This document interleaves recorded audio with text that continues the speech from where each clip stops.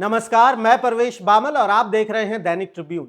आज देश की सर्वोच्च अदालत के एक आदेश ने पूरे देश में बहस छेड़ दी है। एक तरफ हैं वो लोग जो सड़कों पर बढ़ते डॉग बाइट मामलों से चिंतित हैं और दूसरी तरफ हैं वो पशु प्रेमी जिनके लिए यह फैसला एक झटका है। 7 नवंबर 2025 नई दिल्ली से आई इस खबर ने हर राज्य, हर शहर, हर संस्था को प्रभावित किया है। सुप्रीम कोर्ट ऑफ इंडिया ने आदेश दिया है कि देश के सभी स्कूलों, कॉलेजों, अस्पतालों, रेलवे स्टेशनों और बस अड्डों से सभी आवारा कुत्तों को हटाकर एनिमल शेल्टर्स में रखा जाए। अदालत ने कहा है कि स्थानीय निकाय इन परिसरों की फेंसिंग करे ताकि कुत्ते या दूसरे जानवर अंदर ना जा सके और एक बार पकड़े जाने के बाद उन्हें नसबंदी और टीकाकरण के बाद वापस उन्हीं जगहों पर नहीं छोड़ा जाएगा। यह आदेश सिर्फ कुत्तों तक सीमित नहीं है, सड़कों और हाईवे से आवारा मवेशियों और अन्य जानवरों को हटाने का भी निर्देश दिया गया है ताकि सड़क दुर्घटनाओं और भीड़ भाड़ पर रोक लगाई जा सके। लेकिन इस आदेश के बाद देश भर में कड़ी प्रतिक्रियाएं देखने को मिली हैं।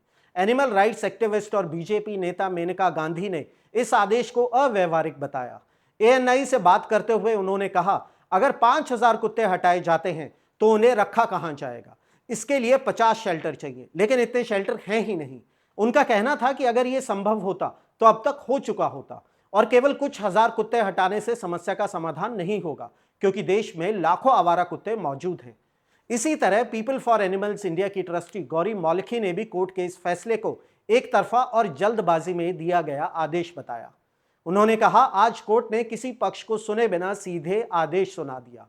स्कूल, कॉलेज, अस्पताल, खेल परिसर, हर जगह से कुत्तों को हटाने को कहा गया है। उन्होंने ये भी कहा कि आईआईटीज, जेएनयू और एम्स जैसे कई संस्थान पहले से ही अपने परिसर में नसबंदी और टीकाकृत कुत्तों की देखभाल करते हैं।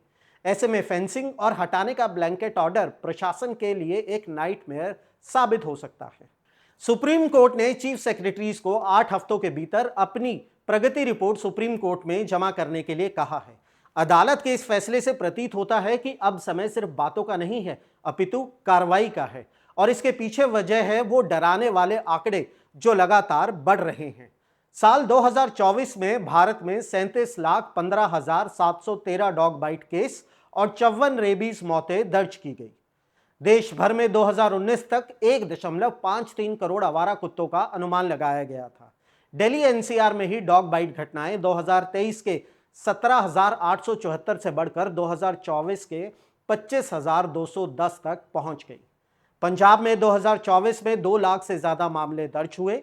जालंधर में 27.7% की वृद्धि देखी गई और अमृतसर में तो हर दिन औसतन 50 डॉग बाइट केस दर्ज हुए, यानी हर महीने करीब 1,500 मामले। तो यही वो परिदृश्य मालूम होता है जिसने अदालत को एक बार फिर हस्तक्षेप करने पर मजबूर किया। दरअसल इससे पहले भी सुप्रीम कोर्ट ऐसे ही आदेश दे चुकी है, लेकिन तब एनिमल लवर्स और एनजीओज ने इसका कड़ा विरोध किया था क्योंकि उनके लिए ये एक भावनात्मक और नैतिक मुद्दा था। लेकिन जब सड़कों पर डर फैल जाए, जब बच्चे और बुजुर्ग सुरक्षित महसूस ना करें, तो संवेदनशीलता और सुरक्षा के बीच संतुलन जरूरी है।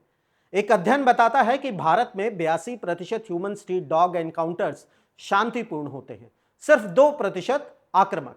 इसका मतलब यह नहीं है कि हर कुत्ता खतरा है, पर यह भी सच है कि हर नागरिक की सुरक्षा एक साझी जिम्मेदारी है।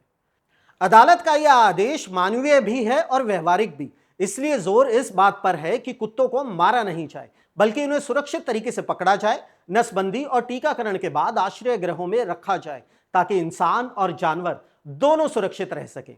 WHO के अनुसार दुनिया में मानव रेबीज के 95 से 99% मामले कुत्तों के काटने या खरोंचने से होते हैं और वैश्विक रेबीज मृतकों का करीब 1/3 भारत में दर्ज किया जाता है। आज का आदेश सिर्फ कानूनी फैसला नहीं, बल्कि एक सामाजिक संदेश भी लगता है कि संवेदनशीलता और सुरक्षा साथ साथ चल सकते हैं।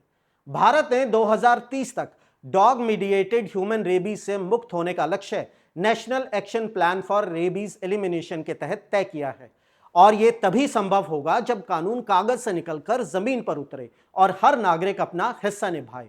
हमारे कानून दयालु हैं, पर उनकी ताकत अनुशासन से आती है और शायद यही वक्त है जब हमें याद रखना चाहिए कि संवेदनशीलता और सुरक्षा विरोधी नहीं, बल्कि एक संतुलित समाज की 2 जरूरी दिशाएं हैं।